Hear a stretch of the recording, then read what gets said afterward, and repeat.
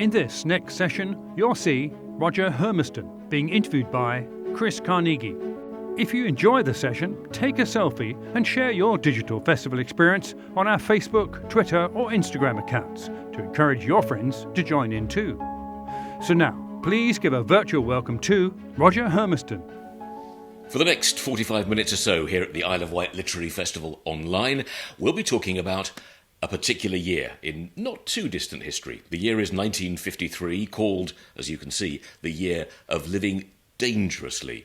Now, for many Brits back in that time, it didn't seem that dangerous. It was a orderly, almost comfortable time. It was the year of the coronation, the year when the coronation helped television have its big breakthrough, the year when good old Winston got his knighthood.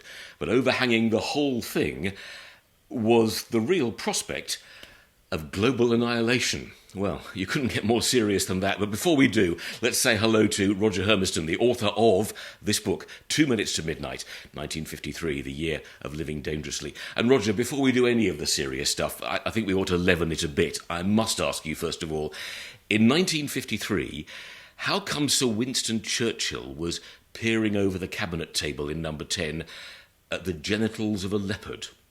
Yes, rather extraordinary, and one of the lighter moments in hopefully not too heavy a book, but certainly a book which has some grim moments. But Churchill had just finished at the weekend. He just made a successful speech at the party conference. It was his comeback after his stroke, which we might want to talk about a little bit later. And he was in Downing Street on the afternoon, I think, of Monday, October the 12th. And he'd been given a present, I think, by the son of the Iraqi prime minister at the time, who brought it along to Downing Street rather than taking it immediately to Regent's Park Zoo. And Churchill was a great animal lover, and this was a leopard. Yes, a young leopard being brought along to the cabinet room. So it was brought in by his handler, put on the cabinet table. And everyone in Downing Street was absolutely fascinated by this, as you can imagine. All the secretaries came out, and Churchill's ministers were there, or one or two of them. And Churchill asked the question, is it a boy or a girl? And the handler, rather sheepishly, for some reason, didn't know. So they turned it on its back to give proof, and the secretary sort of blushed and giggled. And it was revealed to be a boy, and off it went after Churchill's approval to Regent's Park. And I don't really know what happened to it after that, but it is a nice little story, and as you say, something to leaven the load in a book which is hopefully very compelling, but has its dark moments. And one of the other moments, which I guess is light but leads on to something a bit more serious in my mind, is the day when the Hungarians turned up to play the English at football. They called it the match of the century eventually, didn't they? But the Brits didn't really know what they were taking on, did they? They didn't. It was a match, you're right. It was a match that signalled really a football revolution about the way the game was played and the tactics and so forth. And the Hungarians were regarded as probably the best team in the world, although they'd never come to England and they never played England at Wembley. So the true test was to play England at Wembley, who, were the world number one power for many years.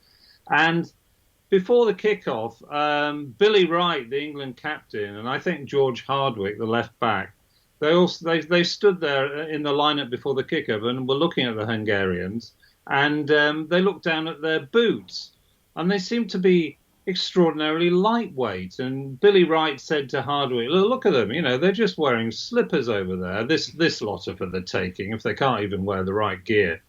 And of course, 90 minutes later, Hardwick and Wright were left on their backsides many times. The Hungarians, with their false number 9 strikers, a bit like Man City these days, absolutely ran riot, played magnificent football in their lightweight slippers, and crushed England. Well, 5-3 doesn't sound like a crushing. It could have been 10 or 12, frankly.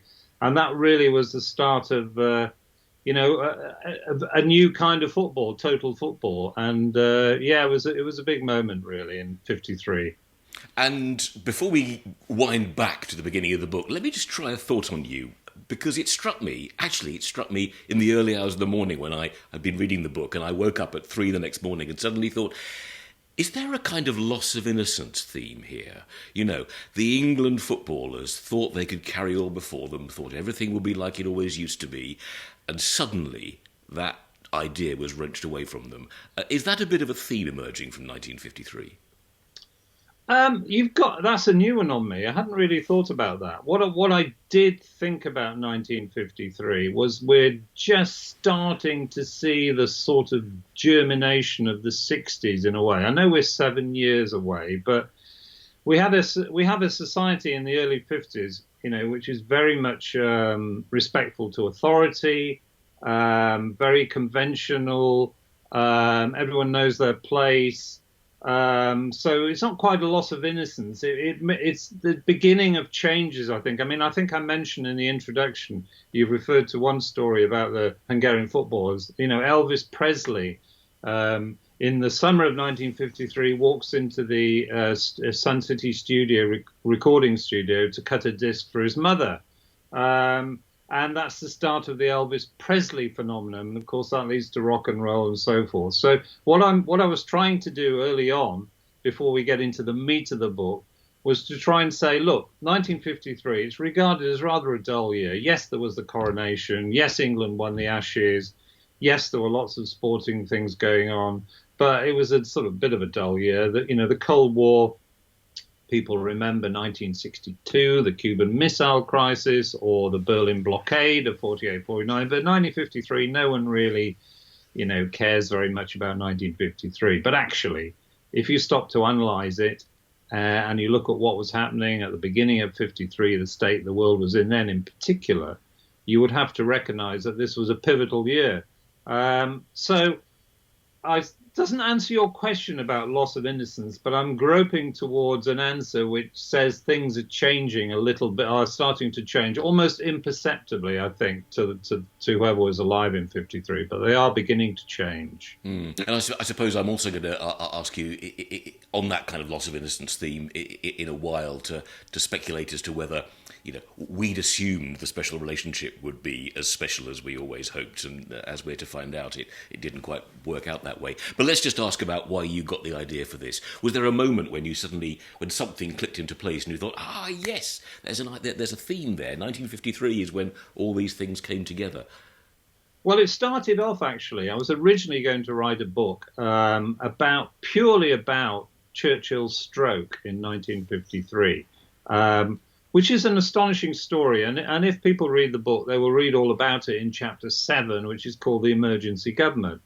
But I was fascinated by this because Churchill had a stroke in 1953 and his doctor thought he was going to die the first weekend. He was fairly sure that, he was going to die. He didn't.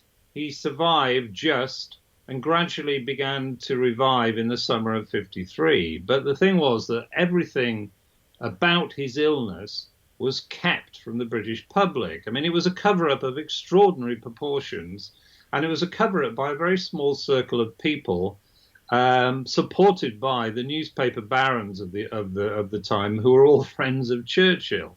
So, throughout the summer of 53, Britain didn't really have a proper functioning well, they had a government, obviously, and that's why I call it the emergency government. But Churchill was incapacitated. He was out at Chartwell, his country house. Anthony Eden, who would have been his number 2, was on the operating theatre in Boston for a gallbladder operation. So it was a bit of a crisis, really. But everybody knew about Eden's illness. No one knew about Churchill's, and they were determined, his inner circle, to keep it quiet. And you sort of think to yourself, obviously, in this day and age with social media and everything and 24-hour rolling news, there's no way that could have happened. So no one got to know.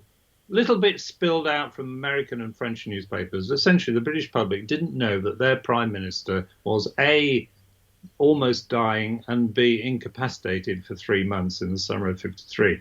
And one or two books have been written, a little novel has been written about it. There was a quite decent television play with Michael Gambon. So I thought I was really fascinated by this.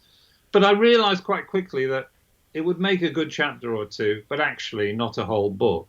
And as I started to delve into 53, I realized that there was so much more to it than that. There was Stalin's death. There was the Korean War. And there were all sorts of things going on which were the seeds of trouble for the world to come.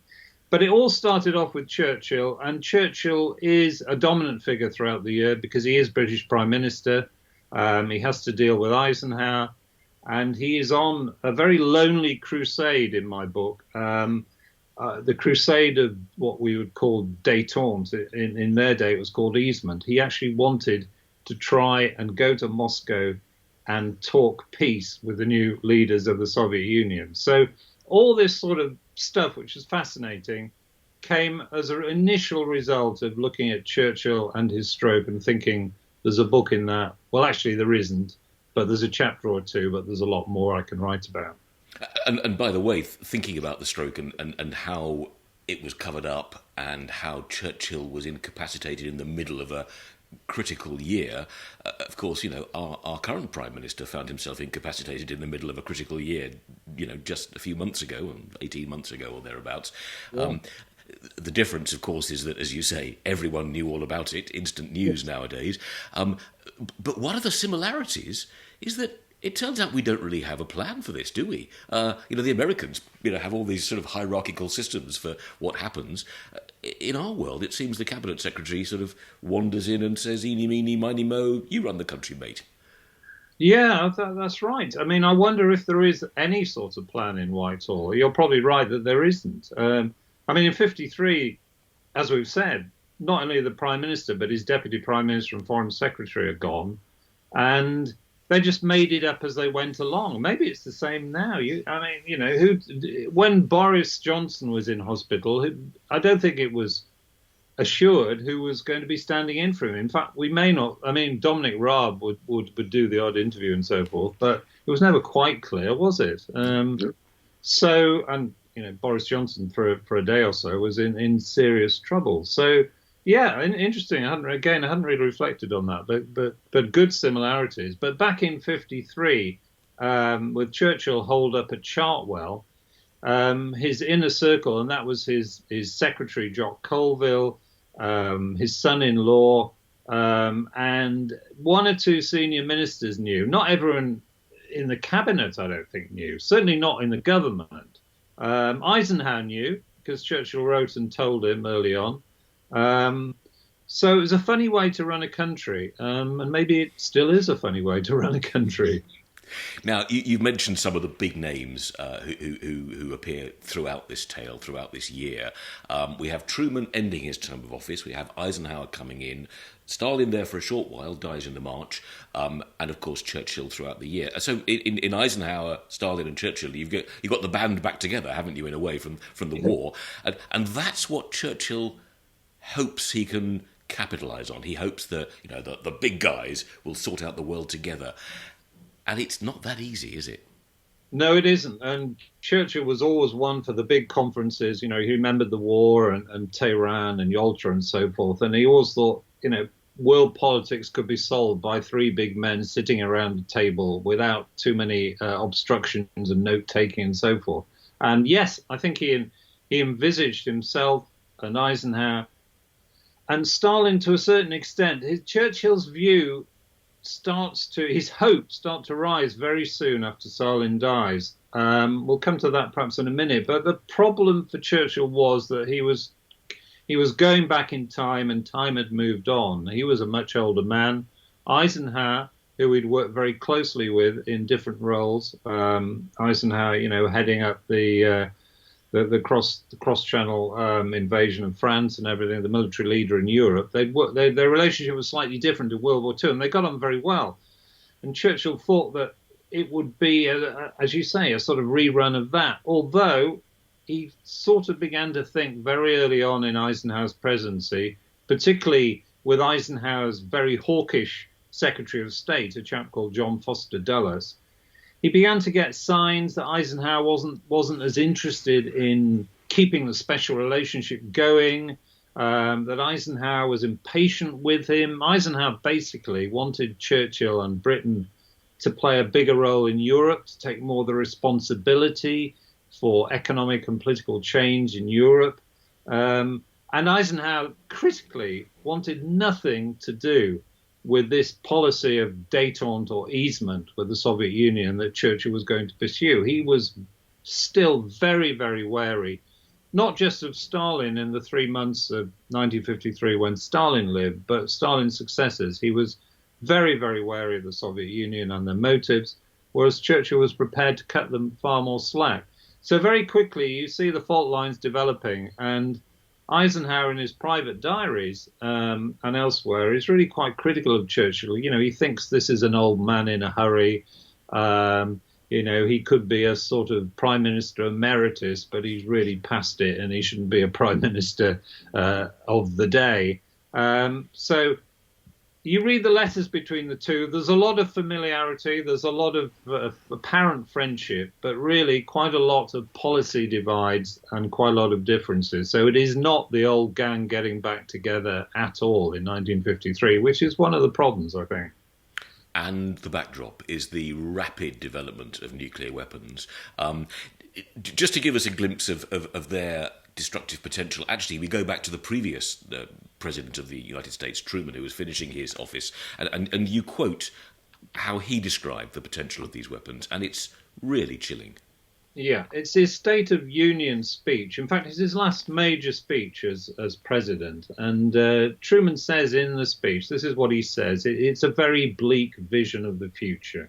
He said, "The war of the future would be one in which man could extinguish millions of lives in one blow, demolish the great cities of the world, wipe out the cultural achievements of the past, and destroy the very structure of a civilization that has been slowly and painfully built up through hundreds of generations." So that's Truman in the first month of 1953. And the headlines the following day, you know, where Truman warns Stalin of atom bomb ruin to Russia. Truman says atomic war to kill millions. And even The Guardian over here said perils of a third world war. So it's a pretty grim start to the year, which is heralded by President Truman.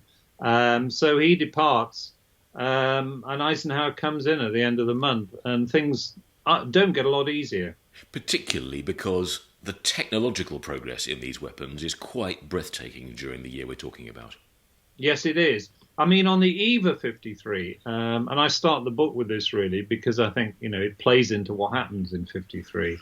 The Americans, well, actually Britain has successfully tested our own atom bomb in October 52. So remember that, you know, we've joined the nuclear club, as it were. We tested our atom bomb out of northwest Australia. And then in November 52, America tests the first sort of prototype hydrogen bomb, the super bomb, the thermonuclear device out in the Marshall Islands in the central Pacific Ocean. So that's already underway. So America has now got the atom bomb and now got the hydrogen bomb or the makings of a real hydrogen bomb. The Soviet Union in 1949 had successfully tested the atom bomb. So they're now after the hydrogen bomb as well, this bomb which is, you know, hundreds of times more powerful than atom bomb. So America trying to finesse their thermonuclear device. The Russians are working towards getting a hydrogen bomb. So it's a very, very dangerous period. What the West don't know, actually, is that the Russians have far less nuclear warheads than America had. I mean, America at the beginning of 53 had something like 1,200 nuclear warheads. The Russians only had about 200. But America didn't really know that because they didn't really know the strength of the Russian arsenal, because they didn't know very much about what was going on behind the Iron Curtain, because it was terribly difficult for their spies to penetrate and find things out, especially as quite a few of their top spies had been turned by the Soviet Union, who seemed to be rather better at that stage in the Cold War in the intelligence world. So it was a very dangerous, very murky sort of world, certainly, yes. And we touched on the kind of the special relationship question a moment ago. The reason I think I learned from the book that Britain had no choice but to go for an independent nuclear capability of the kind we then pursued is because the Americans really didn't want to play along with us and accept, an overly intricate deal with us over them. Yeah, they didn't trust us basically, and in a way you can understand why. I mean, the theory is that the Soviets' atom bomb was developed with the help of one or two of our spies, including Klaus Fuchs, who passed on secrets to the Soviet Union in World War II and afterwards. So basically, they thought that this, because at one point it was thought, I think it was calculated in, say, 46, 47, it would be 4 years before the Soviets got the atom bomb. In fact, it was 2 years. And that was with the help of some of our spies. So America thought, right, okay, you're helping, albeit inadvertently, the Russians get ahead in the nuclear arms race. So we're not going to give you any of our secrets. They were nervous about giving us secrets. So there was something called the McMahon Act, I think, which came in 48 or 49. And part of it was basically saying, we, the Americans, will not be sharing nuclear information with any other countries. And that meant us as well. So we had to go it alone. We had to develop our own atom bomb, which we did. And those suspicions about Britain sort of still remained a little bit. I mean, don't get me wrong, we were allies. They were our allies. The relationship was still there, albeit not the sort of special relationship that Churchill had with Roosevelt. He obviously didn't have it with Eisenhower. But we were battling hard to progress our own nuclear program. And Churchill's old scientific advisor, a chap called Lord Cherwell, formerly Frederick Lindemann, just said to Churchill, and it's in the book, we've got to do this on our own. We can't rely on America to help us. So yeah, we were out on our own and we were trying to do our own thing. It would be quite a few years before we had our own hydrogen bomb, but certainly we were on the way with the atom bomb. And across the Atlantic, two subtly at least different approaches to the morality of using these weapons. It seems we agonised over it more and they less, or for a shorter period of time anyway. Yes, I mean, it's fascinating to read the minutes of presidential meetings of the National Security Council, and what you get a clear sense of is that for Eisenhower and John Foster Dulles, his Secretary of State, the atomic bomb, a tactical atomic bomb, to be used on the battlefield in Korea if necessary, there were many discussions about that. It fortunately never actually happened, was just another, I think Dulles describes it just another weapon in our arsenal. It's just, yes, a better weapon, but it's just another weapon. Whereas, as you said, from moral and ethical perspectives of Churchill and Eden, they were horrified. I mean, everybody had seen what had happened at Hiroshima and Nagasaki and the death and destruction that had caused and had recoiled from it. But not America. America obviously had recoiled from it, but they sort of moved on in their mind. And if, as a weapon of the last resort, they were going to use a tactical atom bomb in Korea, they would use it. And Britain was appalled. Churchill, in he's recorded in Lord Moran's diaries, his doctor who kept a diary, as being, worrying really about the state of the world quite often. And so, yeah, very different perspectives from America and Britain about the use of any nuclear weapon. And you've brought up the topic of the Korean War, which had been rumbling on for a while, an awful, bloody, inconclusive war, still not concluded, as you pointed out, in 2021, strictly speaking. And I was reading the book while Afghanistan fell back to the Taliban, and once again the limits of American ability to project its power around the world, pretty much in clear focus. That war really did overhang this year, didn't it? Very much so. I mean, at the beginning of the war, the fighting was sort of bogged down in the winter months, but it resumed in sort of March, April, and there was a lot of fighting going on in the air by this stage. I mean, America and Russia were sort of fighting a proxy. Well, they were fighting a proxy war basically, and their planes were starting to fight each other quite fiercely in the skies. So the Korea War is still going on, but I think when Stalin dies in March, the Kremlin, the new leaders of the Kremlin, have a different perspective on things, and they want to start to draw things to a close. I mean, everybody's getting a little bit tired. It's using up a lot of their resources and money. I mean, Mao is quite keen, to get on with industrial reform in China. It's all starting to get a bit weary, but in the months of March and April, it is still very much alive as a conflict. And as I say, you read almost with horror at some of the minutes of the National Security Council, which was Eisenhower's foreign policy making body. Now, Eisenhower liked to have these National Security Council meetings. He liked them to be very free and open. He liked people to talk openly, throw ideas around, don't worry what they said. It was very much that sort of forum. But at the same time, as we've alluded, when you see Foster Dulles say, or words to the effect that, an atomic weapon is just another weapon in the arsenal, and you see the military chiefs saying, well, there's a particular part of the battlefield we could hit with a tactical atom bomb if we so desire. There's a lot of discussion. In fact, I think over February to April or May, there's 7 meetings of the National Security Council where there are discussions about the use of the atomic bomb in the Korean War. So that is still a very dangerous period of the Korean War.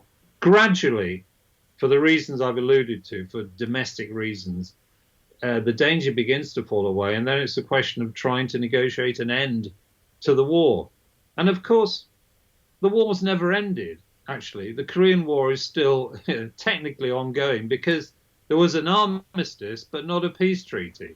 They signed an armistice, which, has the border which we still have today between North and South. They signed that in July 1953, and with a view to having a peace conference in Geneva early the following year. And nothing was settled. So technically, the Korean War is still going on.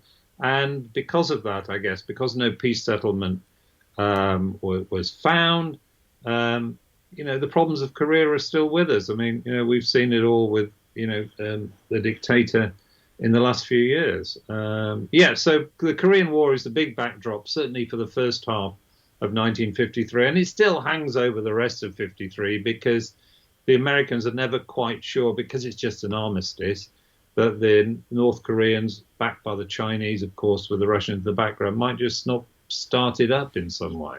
Now, Roger, you've reminded me that I've been remiss in that I've never actually asked you to explain the first bit of the title, but now's the moment, isn't it? 2 minutes to midnight. There have been 2 occasions, the second certainly involving Korea, when that doomsday clock has been set to 2 minutes to midnight. What is the doomsday clock, and what does 2 minutes to midnight signify? Okay, I've got bad news for you, Chris, actually, because the doomsday clock now is the closest it's ever been to midnight. The doomsday clock is 1 minute, 40 seconds to midnight. So if you think 1953 was bad, you should start worrying about now. Don't worry too much. It's a very artificial construct. I'll explain about now in a sec, but it's basically refers to something called the doomsday clock, which was, as I say, a sort of abstract device invented by a group of scientists, physicists in 1946, who were all involved with the atom bomb project, the Manhattan Project in the war. And they came out of the war and they saw what had happened with their creation, or the help they gave to their creation at Hiroshima and Nagasaki, and they were vowed to prevent the spread of nuclear weapons and the prospect of nuclear war. And they started a magazine, a monthly magazine called the Bulletin of Atomic Scientists, and they decided to invent this doomsday clock. And basically, when the clock reaches midnight, that's the end. That is Armageddon. That is the end of the world. So the hands of the clock move around once every year towards midnight or back, depending on the state of the world. And in 1953, they moved the hands of the clock to 2 minutes, which at that time was the closest it had ever been to midnight, even closer than when, the Soviet Union tested their atom bomb in 49. So essentially to do with the nuclear arms race in 53. And that tells you how worried they were, and a fair reflection of the world at that stage. Now, fast forward to 2019 or 2020, when the North Korean leader and Donald Trump were at loggerheads, and the clock moves for the first time since 1953 to 2 minutes to midnight. And then in 2020, or was it 2019 or 2020, they moved the clock, as I say, to 1 minute 40 seconds to midnight. The reason they always give a very, a paper about this. The reason they give was partly to do with the nuclear threat, which is still around with us. There are now 9 nuclear powers. At the time, North Korea was threatening and setting off ballistic missiles, etc. But the combined threat of a nuclear war and a climate change catastrophe has edged the clock even closer. And I just wonder next year, given what's happened in Afghanistan and given all the worries of the security threats around the world, you do worry about Pakistan, closely allied with Afghanistan. Could Pakistan, a very unstable government, fall into the hands of militants? And Pakistan, of course, has the nuclear weapon. They might even lower it, even, who knows, it might be 1 minute 30. So I'm encouraged to hear you giggle at that point. That's all you can do, really, isn't it? I know. 2 minutes to midnight refers to the doomsday clock, yeah. And it was just a nice sort of way of highlighting what is a fascinating but dangerous year. And you mentioned the scientists who kind of realised what they did and then began to lobby against the over-proliferation of these weapons. And, of course, it was Oppenheimer of Los Alamos fame who, in the context of the sort of civil defence planning, he had a fantastic turn of phrase, didn't he? The term survival must have a rather specialist meaning. Well, that takes us into civil defence, and you had a good look at. It's a fantastic thing in Essex. You can actually see modern tourist signs that say "secret Essex bunker." It's not that secret anymore. But you've investigated Kelvin and Hatch and the real sort of ramping up of the UK civil defence function. That's right. This was something called Operation Rota, which which was absolutely the heat of the Cold War, and we built a whole sequence of underground bunkers. And Kelvin and Hatch in Essex, which I've been to, and which I recommend anyone to go to and look around, is fascinating because basically it's still as it were. It's still as it was, not in 1953, but in the 1960s when it was upgraded actually, or to a sort of emergency regional government bunker. So if there'd been if the Russians had successfully dropped an atom bomb on us in 1964, say, everybody who was important, not you or me, everybody who was important in local, regional, and possibly even national government would hurry to these bunkers and hunker down, and we'd try and make something of what was left of the country. In 1953, it hadn't quite reached that. It was a sort of command and control center for radar and for planes, which would have to go up and monitor and keep an eye on when the MiGs came over the channel. So it was a very important command and control center built underground, as you say, in a wood in Essex. And yes, it's an illustration of what we were doing and what we were thinking and what we were planning and what we were worried about in 1953. So it's a nice little snapshot, really. And I went there, and the farmer there is a chap called Mike Parrish, and it was his father who had to hand over his land in 51, 52 to the British government. And he now got it back, as it were, many years later from the British government, but he kept the bunker. So you can go down and see these rather eerie rooms with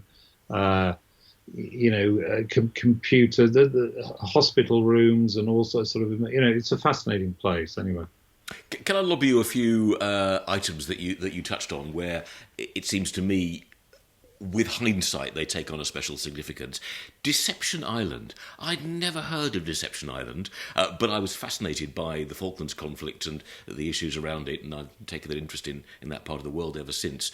I had no idea there was a kind of mini version of it in 1953. Yes, no, absolutely. The Falklands. I mean, the thing about this book is there are, as I say, there are the seeds of problems which come up 20, 30, 40 years earlier. I mean, I think Iran is one, Indochina, which becomes Vietnam, is another, and Europe actually. Europe is quite fascinating in '53 because there are moves towards economic and political integration and so forth, which of course Britain resists, as we've eventually resisted. But the Falklands, yes, there's this little incursion on this tiny little island as part of the Falklands called Deception Island, and by just a few Argentinians and Chileans really, and they set up a few little huts there and put up their flags and everything. And Churchill decides to send a frigate out there to get them off and make sure this isn't the advance party for anything bigger. And I was quite startled to find that when I was doing my research. Actually, some papers came out about it 2 or 3 years ago, quite detailed papers about the whole thing. And I just thought it's also interesting, not just that story and how we send our ship out there and a batch of Marines to boot out these 3 or 4 Argentinians. It's a bit of an overreaction, you might think. But we still had little bits of empire around, and Churchill was, a great empire man, and he wanted to make sure, we kept what we had. But also later in the year at the coronation, one of the representatives of the Argentinian government comes out and lobbies the British Foreign Office and says, "Okay, the Falkland Islands, Los Malvinos or Les Malvinos, we want them. We're prepared to pay for them. We can make you an offer."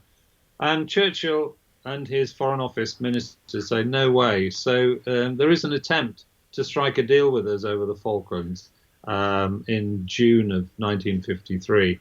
Following that incident in March. So, yeah, and of course, all roads lead forward to 1982. And another Conservative Prime Minister, Mrs. Thatcher, takes up the baton from Churchill in a much bigger way, obviously. Things that look interesting in a particular way in hindsight, McCarthy and McCarthyism. I mean, there you have populism, nativism, anger with the Chinese for their progress, and the ability to rabble-rouse the Americans using big lies if necessary. And something more recent flashed through my mind when I put those together. But my heavens, he was an influence in that year, wasn't he? Isn't it fascinating to think about McCarthy and Trump? I mean, I'll say the name, but I mean, it is absolutely fascinating. Right-wing demagogues, brilliant manipulators of audiences, very good media manipulators as well. Now, of course, very differently, Donald Trump with social media and Twitter, but McCarthy, had newspaper journalists in those days in the palm of his hand. There'd be a story about McCarthy every day. Very charismatic man, very aggressive man. So many similarities to Trump. I mean, Trump hated the political elites. He wanted to, what did he say, drain the Washington swamp.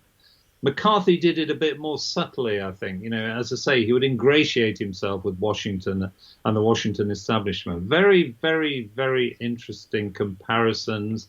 Both of them they put up these phony demons, you might argue, McCarthy communists, Trump Muslims and Mexicans coming over the border. And the fascinating thing, just to sort of round up all this, is that actually they share the same lawyer. In 1953, McCarthy was represented at various hearings, and he had a very young, brash, unpleasant sort of young lawyer called Roy Cohn. Who was his lawyer for his Senate Investigations Committee. After the downfall of McCarthy, the following year in '54, you don't hear very much of Roy Cohn for a while. But then he crops up in the 1970s in New York, and guess who hires him as his lawyer? Donald Trump. So there's a link between the two.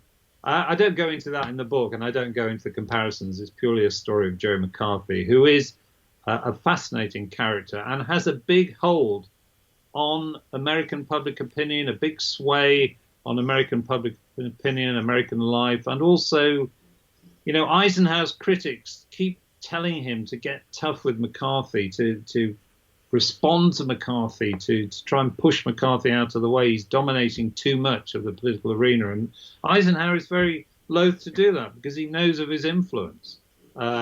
McCarthy is essentially the anti-communist hunter. And the Red Menace is still, in American eyes, very much around in 53, and he represents the opposition to that. I find him fascinating, and I devote a fair amount of time to him, which I think people will find fascinating too. And certainly in 1953, he is still a big figure by the end of 53. If you read on, you might find out things turn a bit differently for McCarthy, but he's still very much a prominent figure here. Well, now I've tempted you into that one comparison. Let me try you now on Churchill and Boris Johnson, perhaps. I'm sure our current Prime Minister would love to hear your thoughts on how they compare. I mean, their view of, let's use the phrase global Britain, must be an interesting place to start, but there must be other ways you can look through that lens at the two of them. Well, I wouldn't want to say too much about Boris Johnson. I'm not Boris Johnson's biggest fan, and I think the Johnson would love the comparisons with Churchill. I mean, he's written to be fair to Boris Johnson, he wrote a very entertaining, very, very good biography of Churchill. I'm just looking around. I've forgotten the title. It's The Churchill Factor. The Churchill Factor, yeah. But it is essentially a hagiography. It is Churchill as God, Churchill as Superman, etc. And even Churchill's biggest fans know he was a very, very flawed individual, touched by greatness, of course. But so Johnson has sort of set himself up with his, I mean, the one comparison I would make in terms of achieving things, I think Johnson has a long way to go. And of course, he didn't have a world war like Churchill, so who knows who could have risen to the occasion. The one thing that I will give Johnson credit for is the rhetoric, is the oratory, which he clearly has modelled himself on Churchill. And, when it moves him and when he's at his best, he can be very, very effective. And every prime minister needs to do that. Every prime minister needs to have, or should have, if they're going to be successful, you would argue, some charisma of some sort, some personality. And Johnson, for all his flaws, certainly has that. But I'd have to say he is no Churchill. Roger, our time is nearly up, but I want to ask you an incredibly broad kind of 1.5 questions to finish with, which is, looking back, sort of helicoptering up from everything you've learned about that extraordinary year, I want to ask you, A, how close do you think we did come to, the triggering of what could have been global Armageddon? And secondly, have we learned from history? All these years later, are we any better at spotting the signs of danger in the path ahead and avoiding them? I'm not sure, just to answer the second part, that we ever completely learn from history. I mean, look at Afghanistan and look at the long term and the short term. Should we have ever have got involved in Afghanistan if we'd have read the books about what it was like 100, 200 years ago, about the tribal nature of the country and whatever? And, in the short term, why didn't we stay on for a bit longer and all the rest of it? So, that's history. I think that's a bit problematical. 1953, I think the critical period in 1953 was in March. And there's a chapter in the book or a section in the book.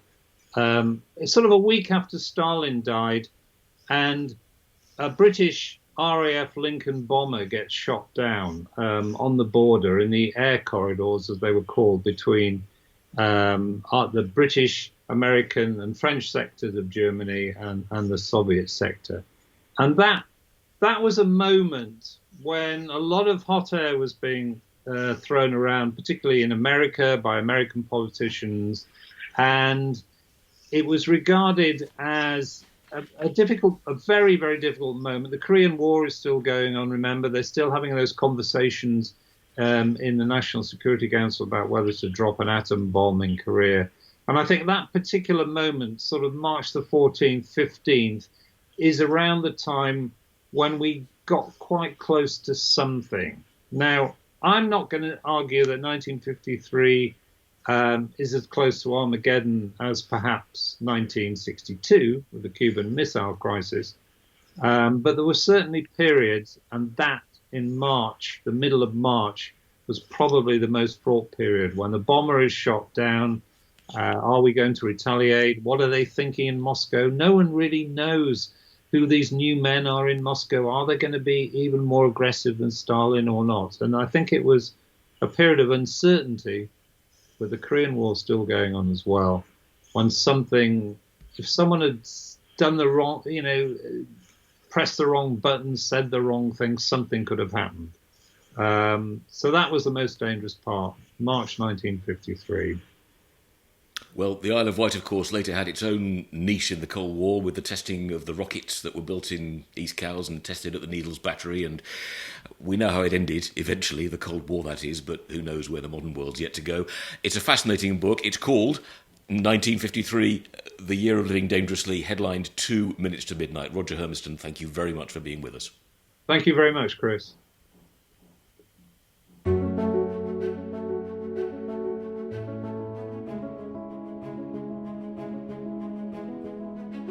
Thank you very much for participating in the Isle of Wight Literary Festival. If you've enjoyed this presentation, please consider making a donation. Follow the Donate Now button from the homepage of our website. You can also benefit from great discounts by ordering via Blackwell's Bookshop from our homepage. We'd like to thank the loyal sponsors and supporters who've sustained the Isle of Wight Literary Festival over the past years. Without their financial contribution, it will be difficult to attract the many wonderful speakers we've hosted, while keeping ticket prices down. This year, their support has enabled us to provide the digital festival free of charge.